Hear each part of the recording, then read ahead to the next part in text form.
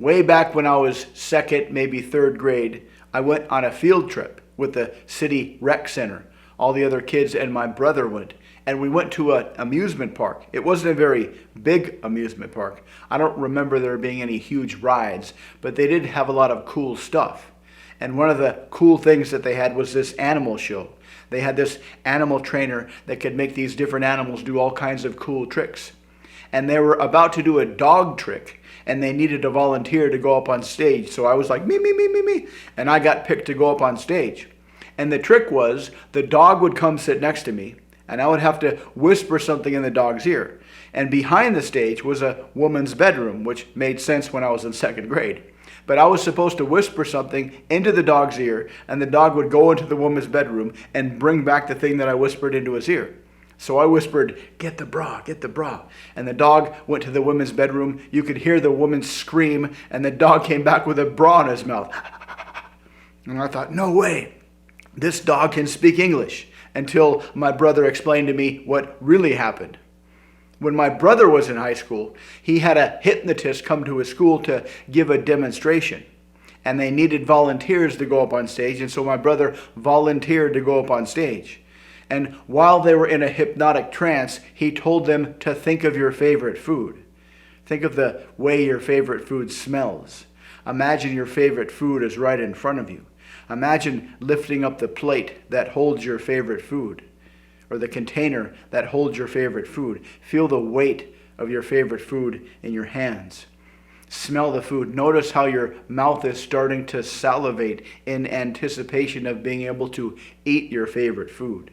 Imagine what that first bite is going to taste like. And when he put them deep in a favorite food trance, he gave everybody a lemon and said, here's your favorite food. And they all ate the lemon, the whole thing, rind and everything. Back when I used to live in Japan, I worked in an office with a couple of other people, and we were in the middle of this marketing campaign, this highly organized, choreographed marketing campaign that our boss had come up with. We would go out in pairs in certain areas of the neighborhood and hand out a certain number of flyers to promote our business. And the other woman in the office was supposed to go meet somebody somewhere based on the schedule, but she couldn't remember where that was.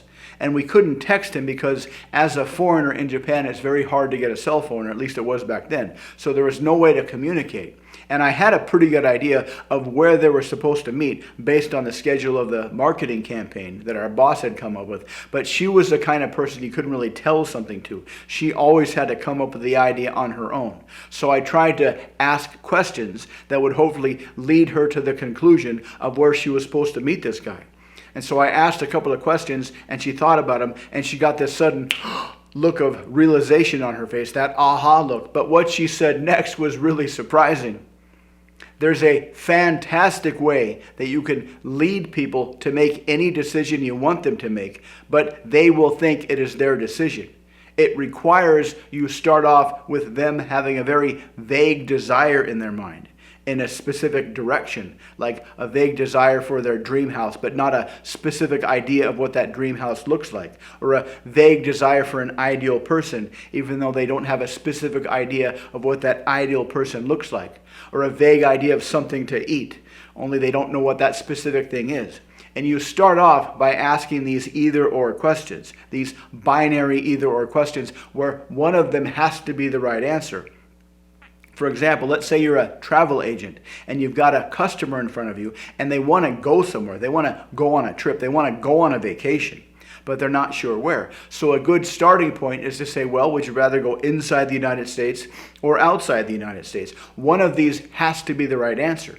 And so long as you keep asking these questions where one of them has to be the right answer, you can help them get more and more specific about the desire they have in their brain. And this will be a very pleasant feeling for them because their desire, their vague desire, is becoming more and more specific. It's getting more and more detail, which will give them a very, very good feeling. And they don't have to do any thinking. They don't even have to do any speaking. You can just present them the choices and they can say that one, that one, that one.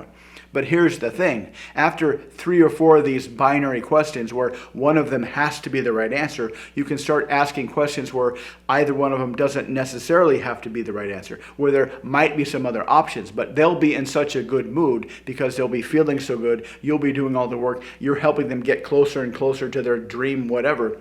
And they won't notice that the options are starting to become more limited. And so long as you offer choices, you can lead them to choose whatever you want them to choose.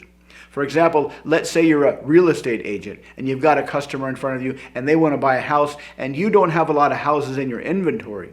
By carefully calibrating this either-or process, you can start very, very vague on either-or choices that cover all the houses in your inventory, but then you can get more and more specific. So their questions, their either-or answers to your questions will lead to the exact houses you have. So whatever limited number of houses you have in your inventory will end up being their dream house, and they will believe they chose that house on their own, which means there will be no last-minute resistance. There will be no buyer's remorse.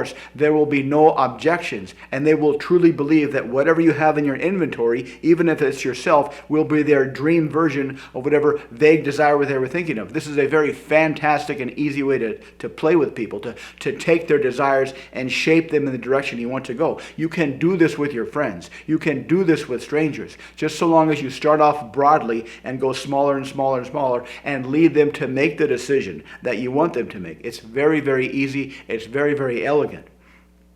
When I led her to the decision I wanted her to find out in her brain by asking her the questions, the lady in the Japanese office said, "Aha, I got it." And she said, "I'm a genius." And I thought, maybe not a genius because I just told you how to, or I covertly told her what the answer was, and she discovered it based on my questions. And she said, "I'm a genius," which tells you how much the customer will own the decision. They will truly believe it is their decision, even though you are leading them to this decision. My brother said that lemon tasted exactly like a bacon cheeseburger. He said it was kind of a weird experience. He knew he was being hypnotized. He knew he was in front of the other class members at school. He knew he was eating a lemon, but it tasted exactly like a bacon cheeseburger. And that's when I knew. I was in junior high school back then, and that's when I knew that I wanted to learn how to use hypnosis, because this told me how powerful hypnosis was. And I thought, if you can use hypnosis, you can make people do things. You can make people think things. You can have control over other people's brain. And I've been learning hypnosis and psychology and persuasion ever since. It's a fantastic subject, because when you learn hypnosis, you can help people do things that they couldn't do otherwise. It's a very cool thing to study. Now, when I got home, I tried to talk to our dog because I was convinced that dogs can speak English, and I was trying to tell our dog to do stuff, and my brother said, "Dude, you're an idiot. Here's what happened." I didn't notice what happened because I was so excited to be up on stage. And when the guy was giving me the instructions for the trick, he was heavily weighting my choices on choosing the bra. He was giving me a lot of potential things to choose in that woman's bedroom, but the other things that weren't a bra, like a hairbrush or a scarf or a hat or whatever, he was saying with very, very weak tonality. But when he said the bra, he said it, choose the bra, with very heavy tonality. And he said the word bra a lot more times than the other things. So he was essentially putting that idea in my head. The dog, no matter what I said, would have gotten the bra every single time. So the actual trick was not that the animal was trained, but that the animal trainer on the stage was putting ideas in the mind of the participant. And that's another example of how easy it is to put ideas into people's heads. Because when you learn how to put ideas into people's heads, you can help them choose whatever you want them to choose. If it's the houses in your inventory or if it's you, you can put ideas into people's heads and have a lot of fun. If you want to learn how, check out the links below. Thanks for watching. Please make a comment. Please like and subscribe, and I'll see you next time.